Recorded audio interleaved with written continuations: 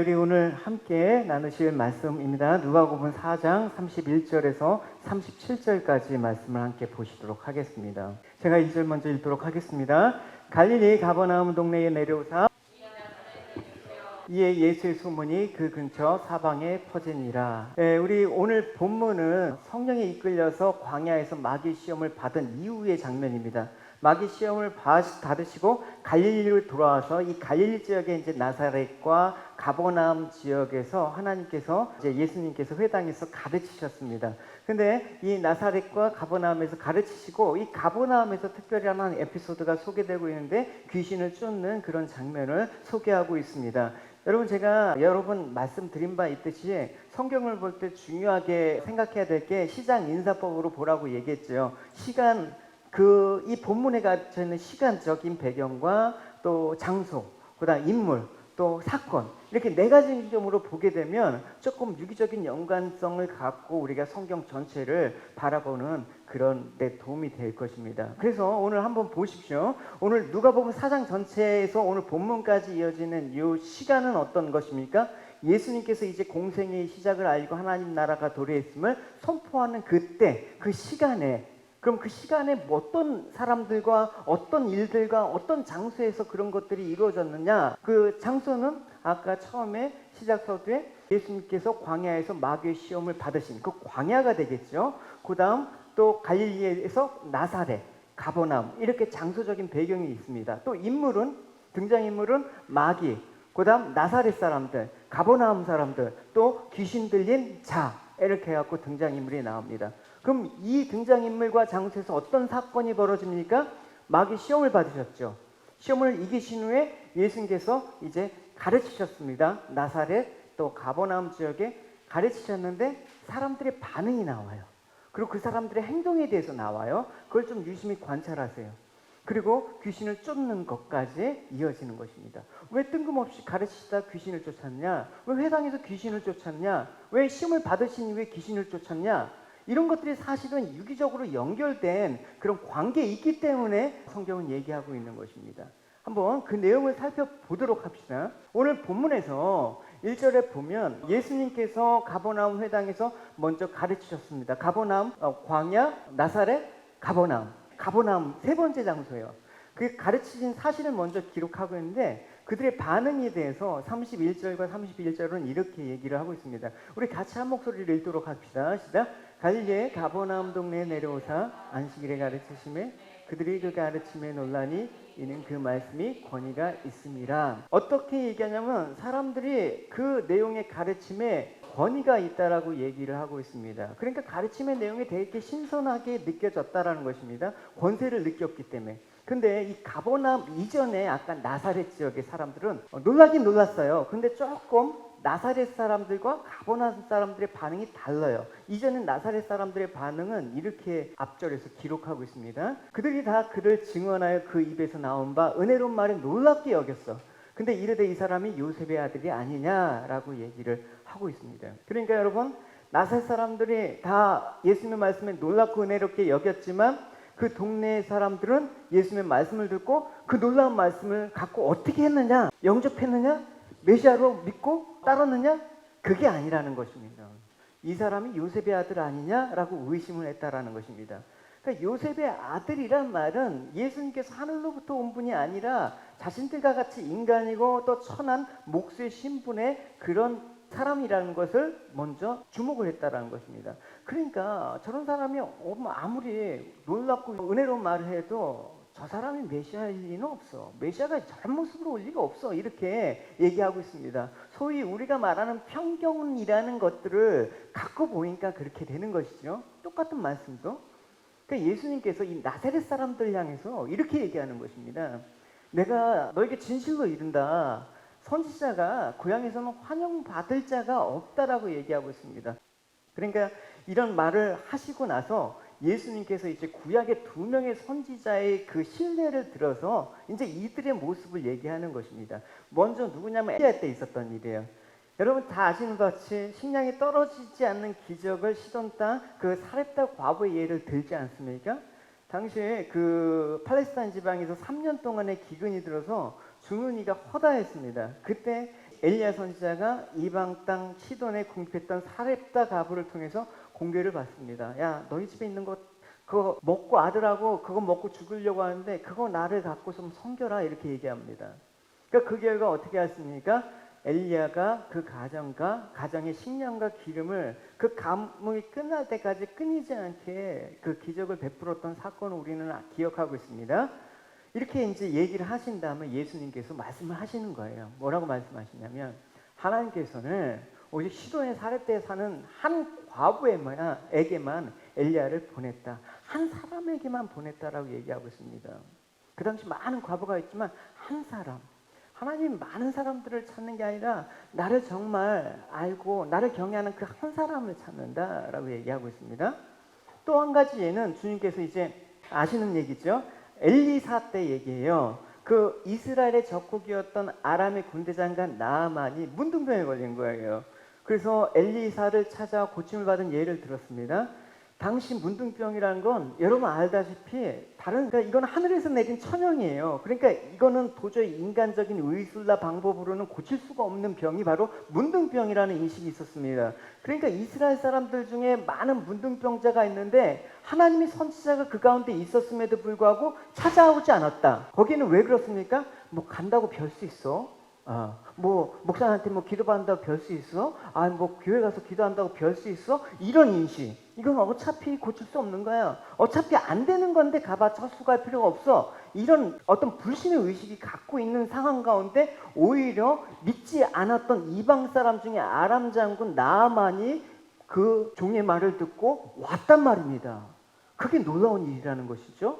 그래서 나아만은 어쨌든 우여곡절 끝에 엘리사의 선지자의 말을 듣고 처음에는 뭐 의심다고 반신반의하고 반발도 했지만 결국은 그 강물에 들어가서 7번 씻고 나와서 순종함으로 나음을 입었다 이렇게 얘기하면서 예수님께서는 이런 말씀을 하시는 거예요. 또 선지자 엘리사 시대에는 이스라엘에 많은 문둥병자가 있었으나 한 사람도 깨끗함을 받지 못하고 오직 시리아 아람 사람 나아만만 고침을 받았다라고 얘기하고 있습니다. 많은 사람들이 말씀을 듣지만 많은 사람들이 예배라는 걸 듣지만 많은 사람들이 성경을 읽고 기도도 하고 많은 사람들이 신앙생활을 하지만 은혜 받은 사람은 정말 한 사람밖에 없었다. 그걸 뭘 의미하는 건지 여러분 우리가 조금 더 깊게 나가보도록 합시다. 그러니까 이제 이 말을 들으니까 이제 회당에 있던 나사렛 사람들이 열받은 거예요. 예수님 말씀을 듣고 화를 내는 거예요. 우리가 얼마나 믿음이 좋은데 그러는 거야. 우리가 얼마나 말씀도 잘 듣고 회당에서 예배도 잘 드리고 얼마나 하나님께 예배 드리고 그렇게 했는데 너가 우리의 신앙을 갖고 뭐라고 할 수가 있어? 하면서 예수님을 낭떠러지에 끌고 와서 떨어져 죽이려고 해요.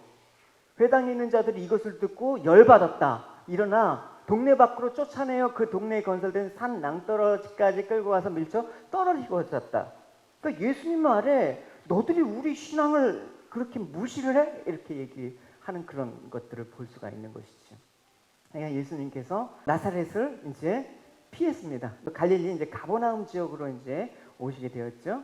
그래서 이제 안식일에 성경에 대해서 회당에서 가르치는데 이 예수님의 가르침을 들은 이 회당 사람들이 놀랐다라고 얘기했습니다. 이건 나사렛 사람과 조금 비슷한 부분이 있습니다. 근데 조금 부연해서 설명하고 있는 부분이 뭐예요?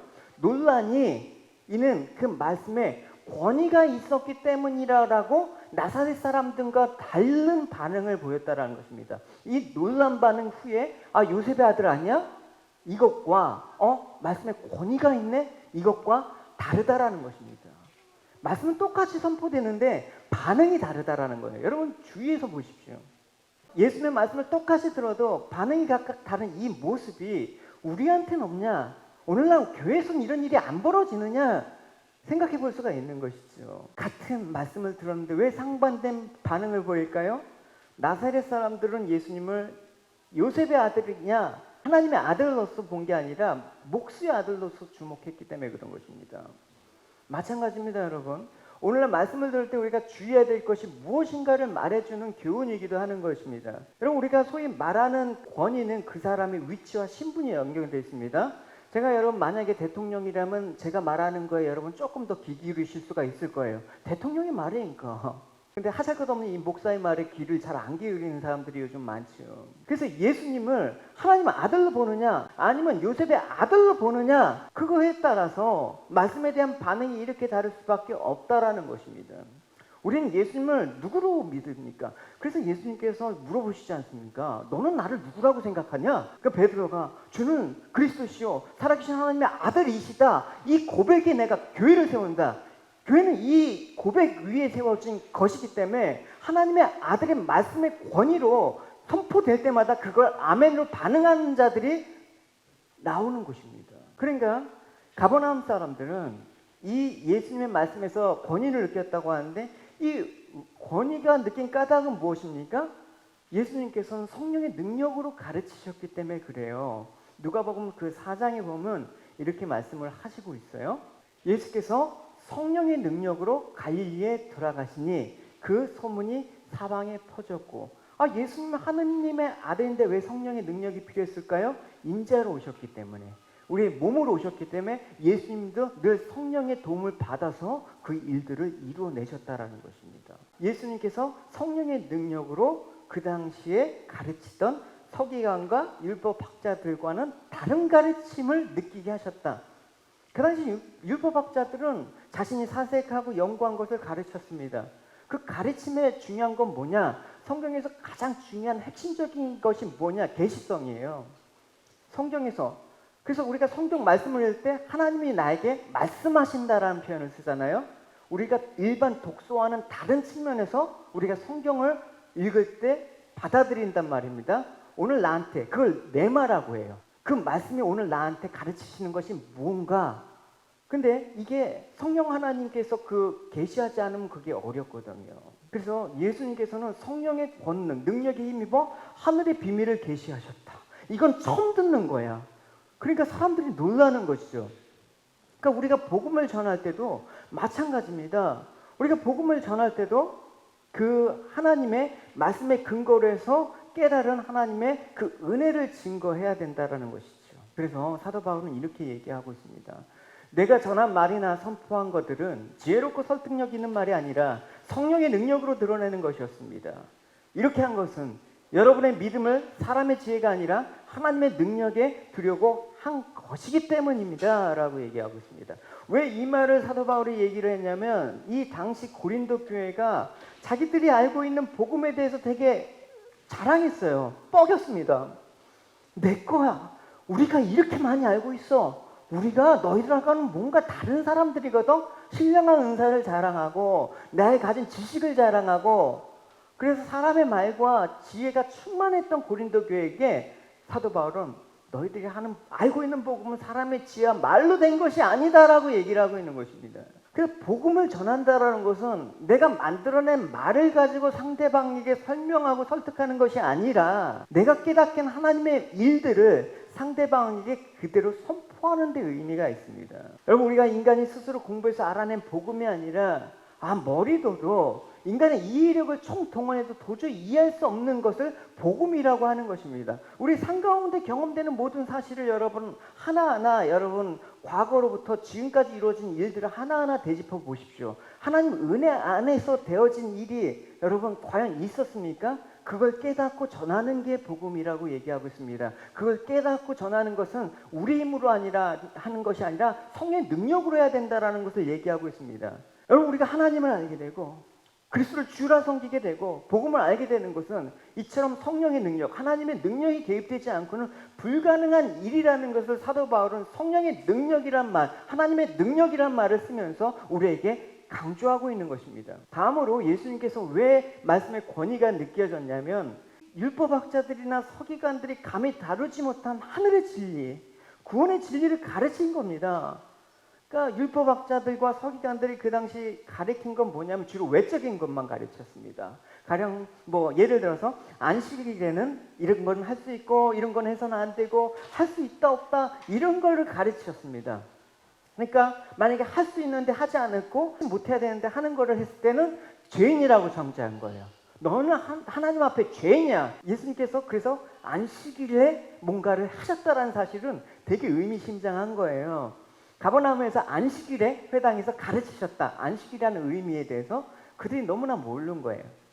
그래서 이런 사건도 있었어요. 예를 들어서 그 무렵 안식일에 예수님께서 밀밭 사이를 걸어가셨습니다. 제자들이 너무 배가 고파서 밀 이삭을 잘라 먹기 시작했습니다. 바리새파 사람들이 이것을 보고 예수님께 말했습니다. 보시오, 당신이 제자들이 안식일에 금지된 일을 하고 있습니다. 안식일에 이거 하지 말아야 되는데 하고 있습니다. 당신들 제자들 죄인입니다. 이렇게 막 정죄한 거예요. 안식일에 하지 말라는 거 잠깐 왜 합니까? 그러니까 하나님께서 안식일에 일하지 말라고 하신 거, 그 까닭은 뭐냐? 그거는 단지 내가 일을 안 해야지만 안식일을 지킨다는 그 의미가 아니라, 그 의미는 뭐냐면 하나님께서 우리에게 베풀어 주신 구원을 감사하기 위해서 자기 일을 쉬라고 한 것입니다. 너희들이 일해서 얻어진 구원이 아니라 하나님이 일하셔서 얻어진 구원을 너희들 인정하면서 감사하면서 예배 드리기 위해서 너희들을 하루 쉬는 거, 그게 안식일이라는 것입니다. 그냥 시간이 남아 돌 때 여러분 예배 드리고 여러분 하루 쉬고 여러분 일주일에 그냥 일을 쉬는 거, 그런 개념이 안식일이 아니에요, 여러분. 그러면 안식일날 일하는 사람들은 여러분 그들은 평생 죄인이게요, 여러분. 안식일날 여러분 비행기 승무원은 안식일날 주일날 비행기 스케줄이 있어 하늘에 떠 있으면 그들은 하늘에서 징벌을 받아야 될 그런 사람들 아닙니까? 그런 식으로 보면 안식일 지킬 사람이 없단 말입니다. 안식일을 지킨다라는 거는, 너희들이 주일을 지킨다라는 건 뭐냐? 안식일의 의미와 정신이 무엇인지 알고 보내는 것을 안식을 지키는 거야, 이렇게 얘기하고 있습니다. 그래서 예수님께서 아까 그런 말씀을 쭉 하면서 뭐라고 얘기하셨냐면, 나는 희생제물보다 자비를 원한다라고 하신 말씀이 무엇인지 너희들이 알았더라면 안식일날 이거 먹었다고 죄로 단정했던 일 안 했을 거야 라고 얘기하고 있습니다. 그래서 주님께서는 제사를 원하시는 것이 아니라 자비를 원하신다. 하나님께 나와서 우리가 하나님께 버림받은 자임을 알고 하나님의 자비와 긍휼을 구하면서 나를 불쌍히 여겨달라고 하는 그 마음을 원하신다. 그게 예배이다 라는 것을 깨닫지 않으면 평생 예배를 드려도 그 예배는 하나님 받으시는 예배가 될 수가 없는 것입니다. 평생 내가 주일날 주일을 성수했다고 해도 그 주일은 온전한 주일이 될 수가 없는 것입니다. 다시 말해서 날마다 하나님의 자비를 구하는 그 믿음, 그 믿음으로 사는 것입니다. 그래서 나는 더러운 존재이다, 부정한 존재이다, 그럼에도 불구하고 나를 위해서 예수님께서 십자가의 피를 흘리셨다라는 것을 알고 그 예수 그리스도의 보혈의 공로를 의지해서 내가 거룩한 존재로 여김받을 수 있다라는 그 고백을 하는 자들의 모임이 바로 주일날 모이는 회중 예배가 돼야 된다라는 것입니다. 이게 바로 주일 예배예요, 여러분. 그래서 예수님께서 날마다 이런 마음을 지키고 살 때 우리가 주일을 지키는 것이다, 안식일을 지키는 것이다. 그러니까 여러분 그 안식교인들이 말하는 토요일날이 안식일이다, 개신교에서 말하는 일요일이 주일이다, 이건 사실은 그렇게 큰 문제가 아니란 말입니다. 그 주일에 정신이 담겨 있는 게 더 중요한데 계속 이래야 되느냐 저래야 되느냐, 이렇게 해야지 구원 받느냐 이렇게 해야지 하나님이 기쁘신 뜻이냐, 그 정신을 망각한 그 모든 일에 대해서 예수님께서는 얘기를 하시는 것입니다. 그러니까 이런 말씀은 그 전에 들어본 적이 없었거든요. 그러니까 이건 우리가 가르침을 받은 율법학자들에 의해서 한 것과는 차원이 다른데, 그러니까 어떤 사람들은 예수님을 이단으로 보는 거야. 저거는 도저히 있을 수가 없어. 또 예수님께서 어떻게 말씀하셨길래 권위가 있게졌습니까? 예수님께서는 하나님의 성품과 계획을 가르치셨습니다. 지금 과거로부터 장차 일어날 일, 구약의 선지자의 그 말씀을 풀이해 주심으로써 앞으로 장차 일어날 일까지의 하나님의 구원 계획들을 직접 가르치셨습니다. 그 가르친 진리 속에는 부활, 또 영생, 믿음, 상상하지 못할 우리 인생에 있어서 가장 중요한 문제에 대해서 가르치셨다라는 것입니다. 그래서 복음을 전하되 우리도 어떻게 하나님의 사랑과 하나님의 대속, 하나님의 부활, 하나님의 구원, 영생, 이런 것들을 진리로 선포해야 되는 것입니다. 할렐루야. 이런 진리가 우리에게 담겨져 있지 않으면 복음의 힘이 없는 것입니다. 그냥 사교 모임에 지나지 않는 그런 단체로 전락할 수 있을 겁니다. 그러니까 항상 여러분 말씀의 권세를 담아내야 되는 것입니다. 우리 삶 속에 우리가 교제하는 가운데 항상 담아내야 되는 것입니다. 사도 바울은 로마서에서 이렇게 얘기하고 있습니다. 왜 내가 복음을 부끄러워하지 않냐면 이 복음은 유대인부터 시작해서 이방인에 이르기까지 모든 사람을 믿게 하는, 구원에 이르게 하는 하나님의 능력이 되기 때문에 내가 복음을 자랑한다라고 얘기하고 있습니다. 이것이 유일하게 우리가 살 길이다. 이것이 세상에서 가장 값진 것이다. 근데 여러분, 이게 값지다고 여기지 않으면 맨날 쫄아요. 이게 값지다고 여기지 않으면 맨날 세상의 재물과 권력 앞에 이렇게 굽히고 그렇게 살아야 돼. 그렇게 하지 말라라는 것입니다. 그래서 예수님께서 이 마귀의 시험을 받으신 후에 갈릴리 들어와갖고 이와 같은 권세의 말씀을 선포하신 이유에 대해서 이사야 선지자의 말씀을 인용해서 이렇게 얘기하고 있습니다. 주의 성령이 내게 임하였으니 이는 가난한 자에게 복음을 전하게 하시고 내게 기름을 부으시고 나를 보내사 포로된 자에게 자유를, 눈먼 자에게 다시 보게 함을 전파하며 눌린 자를 자유롭게 하고 주의 은혜의 해를 전파하게 하려 하심이라 하였더라. 예수님께서 이 말씀을 전하기 위해서, 이루기 위해서 오셨다. 여러분, 예수님께서 이 땅에 가난한 자, 포로된 자, 눈먼 자, 눌린 자를 위해서 오셨다고 하니까 여러분, 이들을 세상적인 기준에서 보면 뭡니까? 사회적 약자 아닙니까? 그래서 예수님께서는 가난하고 소외된 그 계층을 오신 혁명가로 본다는, 개혁자, 사회운동가, 물론 그런 측면을 무시하라는 얘기가 아니라 그렇게 생각해서는 안 된다라는 거예요, 여러분. 결국 여러분, 가난한 자에서 한번 생각해 봅시다. 가난한 자는 아무것도 우리가 없는 상태, 그래서 없기 때문에 삶이 힘들고 황폐한 그 상태를 가난이라고 우리가 얘기합니다. 그래서 가난을 해결할 수 있는 가장 베스트 웨이는 사람들 뭐라고 얘기하는? 돈이 있어야 돼. 근데 예수님께서 복음을 전한다고 하시지 않습니까? 근데 복음의 해결책이 되는 그 가난을 의미한다 그러면, 이 복음으로 인해서 벗어나게 된 가난이라면 그 가난은 돈과 관련된 게 아니라 뭘 뜻하는 거겠습니까? 복음을 들어서 가난이 해결된 상태라면 가난은 말씀이 없는 상태가 가난이라는 것을 얘기할 수가 있겠죠. 아모스 선지자의 그 얘기를 들어보면 이렇습니다. 이 주 여호와의 말씀이니라. 보라, 날이 이를지라 내가 기근을 땅에 보내리니 양식이 없어 주림이 아니요 물이 없어 가람이 아니요 여호와의 말씀을 듣지 못한 기갈이다. 이 상태를 주님께서는 가난이라고 얘기한 겁니다. 가난이라고 얘기하고 있습니다. 말씀을 듣지 못한 기갈에서 벗어나는 것은 뭡니까? 말씀을 듣는 것입니다. 이 일을 위해서 예수님께서 가르치셨다라고 얘기를 하시는 것입니다. 그래서 여러분들 가난을 벗어나기 위해서 가르치는 것입니다. 우리는 이 땅에 가난한 자들이 정말 부유한 자들로 만들기 위해서 우리는 하나님 말씀을 증거하는 것입니다. 할렐루야. 문제는 우리가 말씀의 기갈이라는 것을 인식하지 못한다라는 거예요. 돈이 없는 그 상태를 우리가 갈급하는데, 돈이 없으면 당장 힘들다고 하고 죽겠다고 하는데, 말씀이 없는 상태를 우리가 힘들다 죽겠다라고 얘기 안 해요. 그러나 없어도 뭐 상관없거든요. 그거는 그걸 알지 못했기 때문에 말씀에 대해서 갈급해하지 않는 시대에 우리는 살고 있습니다. 이 말씀 안 들으면 여러분 우리 삶 생기 지장 있습니다? 지장 없어요. 여러분 먹고 사는 거 지장 없단 말입니다. 그럼 우린 누구입니까? 나는 무엇으로 사는 사람입니까? 나는 가난한 자입니까? 부유한 자입니까? 저는 돈이 있다고 그 사람 부자라고 생각하지 않습니다. 또 돈이 없다고 가난한 자라고 규정하지 않습니다. 세상에서 말하는 돈이 없어도 말씀으로 부유한 사람은 정말 부자입니다. 저는 그저 그런 부자가 여러분 되길 원합니다. 할렐루야. 제가 말하는 부자는 그런 부자예요, 여러분. 제가 세상에서 돈을 벌고자 한다 그러면 돈 버는 방법은 많이 있지 않습니까? 이것저것 저 다 할 줄 아는 그런 아주 잡다한 것들이 많이 있어요. 먹고 사는데 지장 없는 스킬들이 있어요. 근데 그게 부자로 사는 비결이 아니기 때문에 전 진짜 부자로 살고 싶거든요. 그러니까 이 길을 택한 겁니다. 여러분 부자 되십시오. 여러분 새해 말씀으로 부유한 자가 되십시오. 할렐루야. 말씀으로 부자 되세요. 그걸 위해서 예수님께서 내 가난한 자를 위해서 복음을 증거하고 왔다라고 얘기하는 거 아닙니까? 그럼 말씀이 없어서 말씀이 부유한 것들이 무엇인지 모르기 때문에 항상 우리는 세상 부유의 마음을 다 빼앗긴단 말입니다.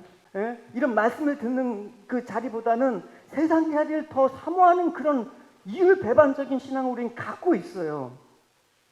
그러나 여러분 오늘 다시 한번 말씀을 통해서 우리를 부유케 할 수 있는 것은 뭐다? 오직 하나님의 말씀, 복음이다. 할렐루야.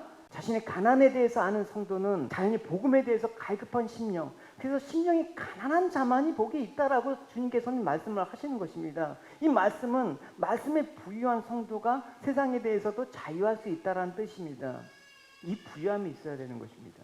그 다음 주님께서는 또 뭐라고 얘기하셨습니까? 포로된 자에게 자유를 선포하기 위해서 내가 말씀을 증거하러 오셨다라고 얘기하고 있습니다. 포로라는 것은 여러분 우리가 일반적인 생각은 뭡니까? 내가 어떤 전쟁에서 패배해서 그 승자에게 사로잡혀 있는 상태를 포로, 그러니까 내 의지로 내 생각대로 옴싹돌싹 할 수가 없는 갇힌 상태를 포로된 거라고 얘기하고 있지 않습니까? 그러니까 여러분 이걸 영적으로 생각해 보자고요.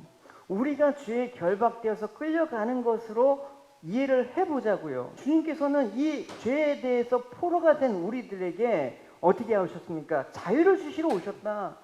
이 말은 우리가 죄로부터 자유케 된다는 것은 죄를 범하지 않는다는 뜻이 아니라 죄가 사망으로부터 이끌어가는 그 사망에서 해방된 자라, 우린 죽지 않는 자라, 그걸 알리기 위해서 복음의 진리를 가르치셨다는 것입니다. 우리가 아까 찬양 고백하지 않습니까? 내 실패와 두려움 주 받아 주옵소서. 실패하고 두려움도 가질 수 있어요.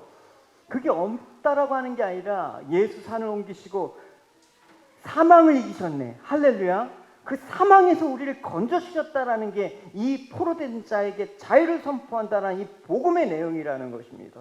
우리가 하나님의 진리의 말씀을 듣는 이상 죄 결박이 되어서 사망으로 끌려가는 무기력한 존재가 아니라는 것입니다. 그래서 사도 바울은 꾸짖지 않습니까? 사망아 내가 어디 있느냐? 여러분 사망을 꾸짖으십시오. 여러분 매일 죽겠다 하는 이 죽음을 뒤덮고 있는 세상 가운데 사망은 물러갈지어다. 할렐루야. 할렐루야. 여러분들 죽이려고 하는 그 사망의 세력들을 향해서 선포하십시오. 여러분 드러내십시오. 하나님의 복음의 능력을 드러내십시오. 할렐루야. 그리고 또 주님께서는 눈먼 자에게 다시 보게 한다라고 얘기하고 있습니다. 눈먼 자라는 건 실제적 소경을 말하는 것이 아니라 진리를 보아도 인식하지 못한 상태를 눈먼 자라고 성경은 얘기하고 있습니다. 그러니까 영적 세계를 보는 눈이 없다라는 거예요, 여러분. 이게 돌아가는 세상을 보면서도 다 먹고 사는 거, 다 내가 죽고 사는 것으로만 보는 거예요. 이게 지금 영적으로 눈에 띄지 않은 소경과 같은 세상 속에서 살아가는 사람들의 모습이라는 것입니다. 성도는 이 영적인 세계를 볼 수 있는 사람으로 하나님께서 부르셨다. 영적으로 보이지 않는 세계에 대해서 하나님 말씀을 듣고 깨닫는 사람은 보이는 세계에서 자유할 수가 있는 거예요, 여러분. 보이는 세계보다 영적인 세계에서 보게 된 것을 더 귀하고 가치 있는 것을 알기 때문에 주님 말씀으로 하여금 은혜로 살아가는 영적 세계를 계속해서 사모하게 하시고 보게 하시고 주의 은혜로 살아가는 그 신앙의 세계를 우리에게 소개시켜 주시는 것입니다. 모든 일이 다 하나님의 역사로 보게 하시는 것입니다. 한 사람 한 사람을 갈아볼 때 저 사람을 향한 하나님의 역사하심을 우리는 보기 때문에 놀랍다. 그걸 간증이라고 얘기하는 것입니다. 또 여러분 주님께서는 눌린 자를 자유케 하시기 위해서 내가 와서 가르쳤다. 복음을 전했다라고 얘기하고 있습니다. 눌린 자는 이제 아까 포로가 됐잖아요. 노예가 된 상태를 의미하는 거예요.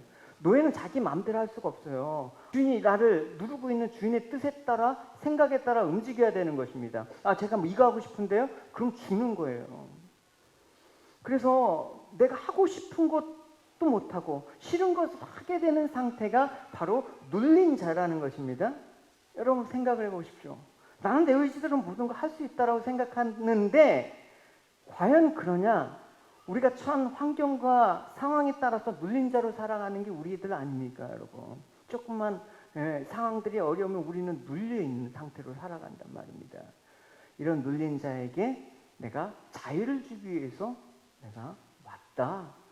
내가 말씀이 돼서 너희들에게 왔다라고 얘기하는 것입니다. 그러니까 가난한 자, 포로된 자, 눈먼 자, 눌린 자, 이 모든 사람은 누굴 뜻하는 게 결국 우리 자신을 의미하는 거란 말입니다. 뭔가 자유하지 못하고 뭔가 이끌려가는 그 현실 가운데 묶여있는 거. 사람마다 보면 한 가지 다 묶여있는 게 있더라고요. 어떤 사람은 늘 돈에 묶여 있어. 어떤 사람은 늘 소외감에 묶여 있어. 어떤 사람은 늘 다른 사람이 나를 어떻게 한다라는 피해의식에 눌려 있어. 그것들로부터 자유하는 거는 여러분 자신이 아니라 하나님의 능력밖에 없다라는 것입니다. 할렐루야. 올해는 말씀의 능력을 경험하면서 그것들을 끌어내면서 승리를 선포하는 여러분이 되시기 바랍니다. 할렐루야. 언제까지 무기력하게, 언제까지 끌려다니면서 포로되고 눌려있는 상태로 나 죽습니다라고 그렇게 살 겁니까? 우린 그럴 수가 없는 것입니다. 이미 하나님의 생명의 복음이 우리에게 뿌려졌기 때문에, 진리가 우리를 자유케 하셨기 때문에, 그래서 우리가 무언가 붙들리고 보지 못하고 눌려 살아가면서도 그게 삶이지, 그걸 당연하게 여기는 걸 여러분 당연하게 여기지 마시기 바랍니다. 그게 뭐가 당연해요? 그죠? 이게 뭐가 당연해? 인간의 상태를 드러내기 위해서 너희들 그게 당연하다고 생각하는데 그게 아니라고 드러내시기 위해서 등장인물이 하나 소개하고 있습니다. 누굽니까? 귀신 들린 자를 등장시키는 거예요. 괜히 뜬금없이 귀신 들린 자가 왜 나타났겠어요, 회당에. 27절 말씀, 33절 같이 읽어봅시다. 회당에 더러운 귀신 들린 사람이 있어 크게 소리질러 이르되, 여러분 회당은 아무나 들어올 수 있는 자리가 아니었어요. 그 당시에 회당장이 지키고 있는 거예요. 그래서 함부로 이방인이나 어떤 세리나 창기 같은 사람들이 들어오면 막는 거예요. 들어오지 마. 너 같은 게 어떻게 들어와? 그러니까 이 회당에 처음부터 막 귀신 들린 사람이 들어왔다 그러면 당연히 저지를 했겠죠. 들어왔을 땐 모르는 거야. 근데 들어와서 같이 예배를 드리는데 예수님께서 하늘의 권세로 가르치기 시작하니까 그 사람이 귀신 들렸다는 사실이 밝혀지는 거예요. 그러니까 사람들이 보기에는 그 귀신 들린 자들은 지금까지 아무런 문제 없이 평범하게 그냥 경건한 사람들, 그냥 우리 중에 같은 한 사람이라고 여기면서 그렇게 무리 중에서 회 중에서 예배를 드렸다는 사람 중에 한 사람이라는 것을 알 수 있는 것입니다. 귀신 들린 사람이 어떻게 들어와요? 그러니까 하나님의 권능이 선포가 되니까 그 안에 있는 귀신이 세력이 발광을 하는 거죠. 드디어 정체를 드러내기 시작하는 것입니다. 어떻게 보면 비극적인 거예요. 한 사람이 귀신이 들린 채 회당에서 마음대로 출입하고 함께 예배를 드리면서도 몰랐어요. 그러니까 다 귀신 들리네. 그 당시 유대교가 얼마나 무능하고 인본주의와 형식주의에 변질되었는지 우리는 충분히 알 수가 있습니다. 예수님께서 그들에게 이런 말씀하셨죠. 너희가 드리는 예배에 대해서 이 백성이 입술로는 나를 공경하되 마음은 내게서 멀어졌도다. 사람의 계명으로 교훈을 삼아 가르치니 나를 헛되이 경배하는도다 하였느니라. 사람의 교훈과, 그래서 여러분 1차적으로 저는 설교 말씀에 막 그냥 설교 말씀 구절 한 군데 때려놓고 그냥 이 얘기 내 얘기 저 얘기 뭐 이것저것 하면서 뭐 하다가 그냥 결론을 맺는 거 되게 싫어해요, 여러분. 그래서 회당에 있는 귀신 들린 자가 예수님께 대해서 고백하고 불평하는 내용을 여러분 한번 보십시오, 여러분. 아, 나사렛 예수여, 우리가 당신과 무슨 상관이 있나이까? 우리를 멸하려 왔나이까? 나는 당신이 누구인지 아노니 하나님의 거룩한 자이니라. 여러분, 귀신 얘기가 정확합니다. 귀신은 예수님께 우리를 멸하러 왔습니까? 그러니까 예수님을 자신이 멸할 수 있는 자, 권위 있는 자라고 그 귀신은 인식하고 있었습니다. 또 예수님께서는 하나님을 뭐라고 합니까? 거룩한 자, 하나님의 거룩한 자. 그러니까 귀신은 예수님에 대한 지식이 정확했다라는 것입니다. 근데 뭐가 결정적으로 다른 거예요? 이 말이 달라요. 당신은 나와 무슨 상관이 있습니까가 다른 겁니다. 그러니까 예수님의 관계를 부정하는 게 귀신의 믿음이다. 당신 거룩한 자, 멸할 수 있는 존재라고 해도 나는 당신과 상관이 없습니다. 이게 바로 귀신의 믿음이라는 것입니다. 다시 말해서 이건 뭐를 뜻하는 것입니까? 나는 우리 힘으로 존재할 수 있습니다. 여러분, 이게 무슨 방식입니까? 세상의 방식이에요, 여러분. 여러분, 주님 아니면 못 삽니까? 주님 없이도 여러분 살 수 있습니까? 보통 우리가 세상에서 막 귀신 들고 막 이 몸에 경련이 들고 막 입에 거품을 물면서 발작하고 정신 차약 같은 그런 증세를 갖고 귀신 들렸다라고 얘기하는데, 여러분 잘 분별해 보십시오. 그럼 여러분 정신과에 걸려 있는 사람 다 정신과 진료를 받은 사람들은, 우울증에 걸린 사람은 다 귀신 들린 자예요? 그렇게 보지 말라는 거예요, 여러분. 무식한 방법이에요, 여러분. 결국은 우리가 이 세상에서 정상적인 생활을 하고 있는 것처럼 보이지만 실상은 귀신 들린 자다라고 주님께서 말씀하시는 거예요. 증거는 뭡니까? 예수 없이도 우리 힘으로 얼마든지 살아갈 수 있다라는 그 사고방식. 교회 안에서도 예수님에 대한 지식은 많죠, 여러분. 그러나 중요한 건 뭡니까? 나랑 관계가 없다는 거, 예수님을 주로 믿지 않는 거, 나의 삶의 주인, 나의 삶을 통치하시는 분, 나의 삶을 다스리는 분, 이거는 인정하지 않겠다라는 것입니다. 이런 자들을 귀신의 믿음을 가진 자라고 얘기하는 것입니다. 이걸 여러분 잘 인지를 하셔야 되는 것입니다. 여러분, 우리는 진짜 누구를 믿고 있습니까? 누구를 믿고 있습니까? 예수님의 그 권세 그 자체는 예수님의 인격, 십자가의 보혈의 능력, 부활의 능력, 예수님 그 자신 아닙니까? 우리가 믿음이 중요하다고 말하는데 사실은 더 중요한 게 있습니다. 어떤 믿음이 중요하냐? 그거예요, 여러분. 주님께서 내 안에 계셔서 주시는 그 믿음이 있어야 되는 것입니다. 그 믿음이 없을 때 우리는 그 믿음이라는 거를 많은 걸로 얘기를 해요. 긍정적인 사고방식, 뭐 이런 식으로 우리를 얘기한단 말입니다. 그건 믿음이 아니에요, 여러분. 그걸 믿음이라고 얘기하면 큰 오해입니다. 우리는 믿음만이 우리를 부유케 하실 것이며, 믿음만이 죄에 포로된 우리를 자유케 하실 것이며, 그 믿음만이 우리의 영적인 소경된 상태를 보게 하실 것이며, 믿음만이 눌린 우리에게 자유케 하실 것을 믿고 나아가는 사람. 그러니까 전적으로 예수님의 말씀을 신뢰하며 의지하며 따르는 그 모습이 있어야 되는 것입니다. 할렐루야, 할렐루야. 그래서 주님께서는 이 믿음, 이 아들을 믿는 믿음, 그러니까 요셉의 아들이 아니라 하나님의 아들을 믿는 이 권세 있는 그 말씀을 믿는 이 믿는 자에게 영생이 있다. 이 믿음으로 아들에게 순종하지 않는 자는 영생을 보지 못하고 도리어 하나님의 진노가 그 위에 머물러 있다라고 얘기를 하고 있는 것입니다. 우리가 교회를 다니는 이유만으로도 내가 세상에 사는 사람인지 아니면 뭐 예수를 위해 사는 사람인지 분간이 안 되잖아요, 여러분. 다 그냥 교회 안에서는 믿음 괜찮아 보여. 뭐 여기서 믿음 안 좋아 보이는 사람이 어디 있어요. 근데 교인이라는 이름을 달고 있지 이런 회당 안에서 귀신 같은 그런 참신함이 없는 사람들이 존재한다라고 얘기를 하고 있습니다. 내가 하나님 말씀으로 하나님의 영광을 경험해 본 적이 없고 하나님 말씀을 가지고 정말 주님을 미치도록 사랑해 본 적도 없고, 근데 하나님을 믿는다라고 얘기하는 걸 뭐라고 한다? 회당장의 귀신 같은 믿음이라고 얘기하고 있습니다. 그러니까 귀신 들린 자도 알아요. 하나님 거룩한 자로 알아요. 하나님 심판하시고 멸하시는 분으로 오시는지 알아요. 그러나 그 삶은 나와 무슨 상관이 있습니까? 그걸로 끝나는 것입니다. 여러분, 오늘 예배가 나 무슨 상관이 있습니까? 라고 끝난다 그러면, 오늘 말씀을 들은 거에서 아, 하나님 이런 분이시다 라는 지식으로 끝난다 그러면 이 회당장의 귀신 들린 자와 다를 바가 없는 사람이라는 걸 우리는 시인을 해야 되는 것입니다. 정말 너희 신앙에 아무런 문제가 없어? 문제가 없다는 사람이 더 이상한 거야. 문제 있어. 그러니까 우리가 이런 사고방식을 세상에 예수님의 권위로 어떻게 드러냅니까? 예수님이 더러운 귀신을 굴복시키고 쫓아내신 것처럼 예수님의 말씀에 그 굴복하는 것으로 그 권위가 드러나야 되는 것. 우리는 말씀에 대해서 순종하는 수밖에 없는 거예요. 그래야지 주님이 일하시는 거예요. 주님께서 그 권위를 드러내셔서 모든 것들을 자유케 하시는 그 역사를 경험하게 된다라는 것입니다. 그래서 35절에 귀신을 쫓는 그 모습을 통해서 우리가 알 수가 있는 것이죠. 35절 같이 읽어보도록 하겠습니다. 시작. 예수께서 꾸짖어 이르시되 잠잠하고 그 사람에게서 나오라 하시니 귀신이 그 사람을 무리 중에 넘어뜨리고 나오되 그 사람은 상하지 아니한지라. 예수님의 말씀은 우리를 그 귀신으로부터 해방시키고 자유하게 되는 것입니다. 그것이 말씀의 능력이다. 그것이 복음의 능력이다. 그것이 권위이다.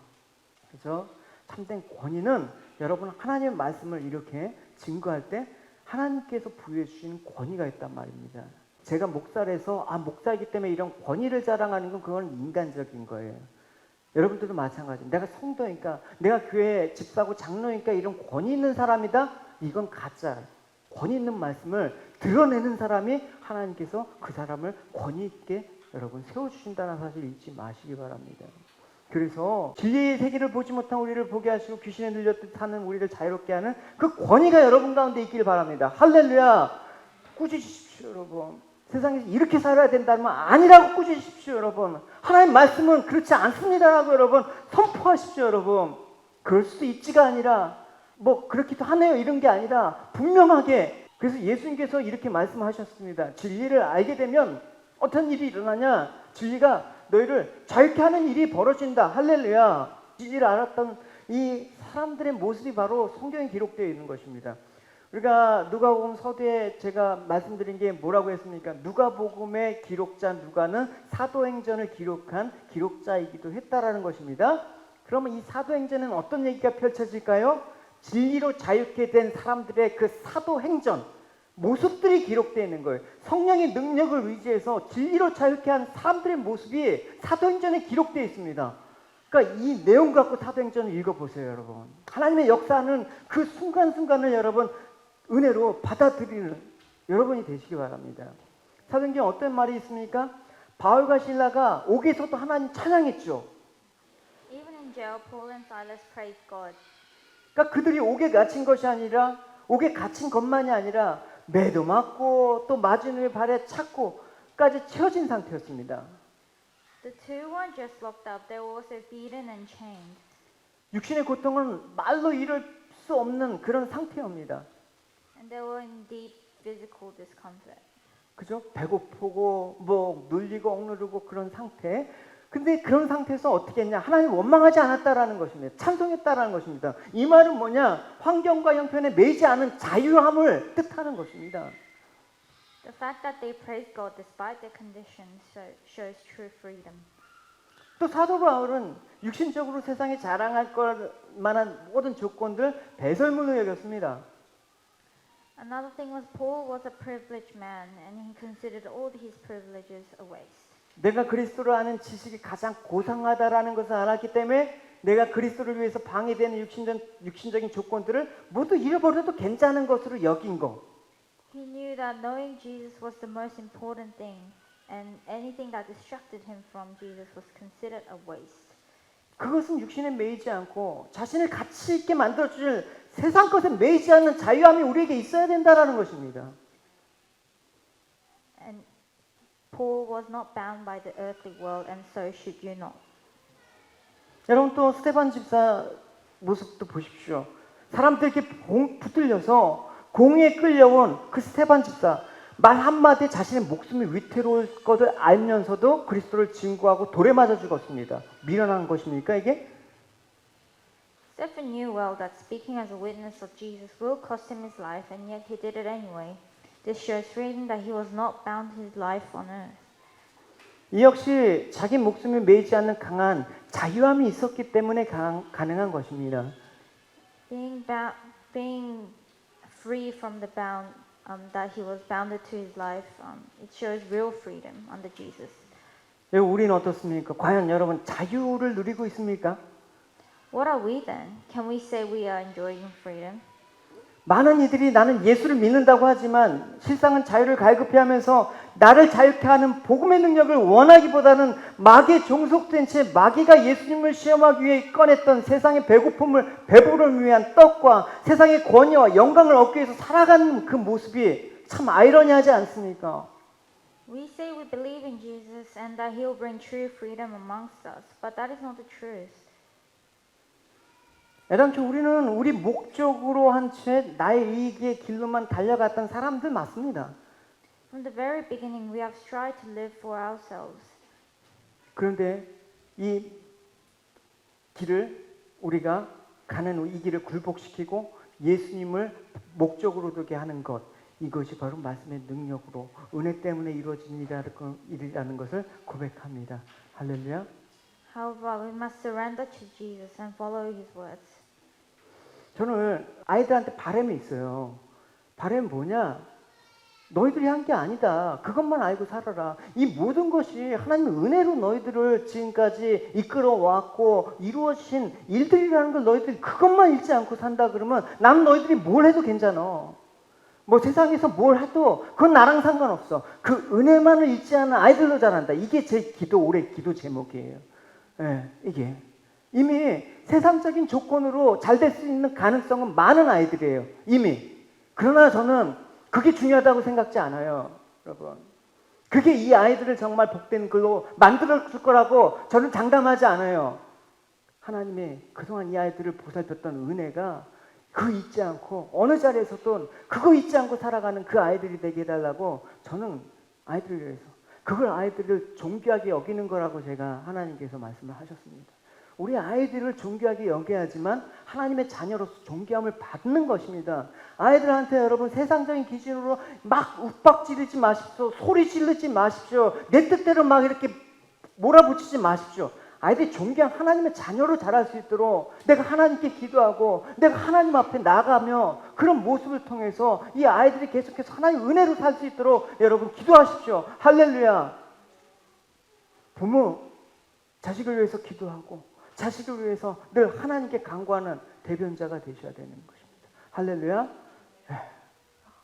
아버지, 어머니들 기도, 자녀를 위해서 기도. 우리는 그렇게 수능 100일을 앞두고 수능을 위한 그런 새벽 기도, 그런 저질스러운 기도 우리 안 해요. 그러나 우리 자녀가 하나님의 존귀한 아들로 딸로 살아갈 수 있게 해달라는 그 믿음을 갖고 우리는 기도해야 돼요. 할렐루야. 할렐루야. 네. 이 시간 이제 통역 계속 이 시간 우리 안에 계신 성령님의 인도하심을 받아서 내가 하고 싶었던 삶의 방향을 돌이켜서 성령께서 말씀을 통해서 우리 삶을 통치해 주시기를 간절히 원합니다. I want you to look in the Holy Spirit inside you and turn away from what you intended to do. 그것이 진정한 변화라는 것을 우리가 알고 그 변화가 우리에게 일어나길 원합니다. That is the real change that we need to happen. 여러분 37절 말씀을 보시면 이런 말씀의 권위와 말씀으로 변화된 이 모든 것들 예수의 소문이 그처의 사방에 퍼지니라 이 말씀처럼 권세 있는 말씀을 통해서 예수님이 행하신 일 복음의 능력이 우리 삶 가운데 드러나기를 축원합니다. And just like verse 37, and the news about him spread throughout the surrounding area, and I want that to be a true word. 네, 기도하시겠습니다. Let us pray.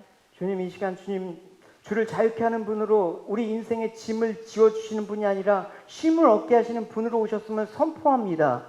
Jesus, I thank you today for giving us freedom. 귀신 들린 자와 같이 가난한 자, 포로된 자와 같이 또 눈먼 자와 같이 눌려있던 저희들에게 주님의 권세로 해방되어 진리로 자유케 하시는 은혜의 날을 살아갈 수 있는 저희들 될 수 있도록 하여 주시옵소서. And just like the poor man, the blind, the deaf, I want you to show us glory like you showed them. 날마다 말씀을 통해서 우리가 주님께 순종하게 하시고 내가 목적이 아니라 예수님을 목적으로 그 길을 가게 함으로써 그 주님의 권위가 드러나는 삶 살 수 있도록 하여 주시옵소서. Every day let us obey you and any goals or pursuit that we had that was selfish, let us put that aside and follow what you intended us to do. 그래서 예수 그리스도의 복음의 증거가 널리 증거되게 허락하여 주시옵소서. And let us be the witness of you. 감사드리며 예수님의 이름으로 기도드렸습니다. In Jesus' name I pray. Amen.